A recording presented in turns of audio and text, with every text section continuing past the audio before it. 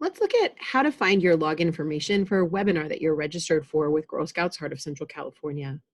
First, you're going to go to the Girl Scouts Heart of Central California website, girlscoutshcc.org. Once you're there, you're going to log into your MyGS account by entering the email address and password that you created. And then you're going to go to your member profile.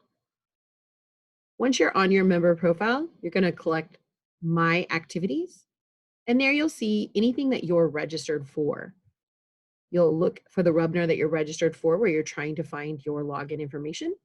And below it, there should be a PDF of activity materials. You'll only see this once you've completed your registration.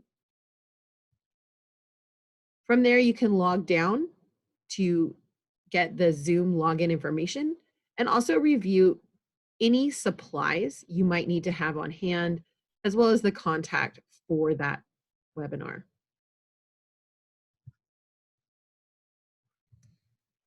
Thank you for watching this. If you have any trouble, you can also contact our customer care team by going to the Girl Scouts Heart of Central California website and clicking contact.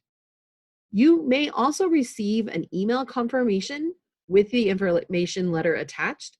They're sent out the day before a webinar about 3 p.m.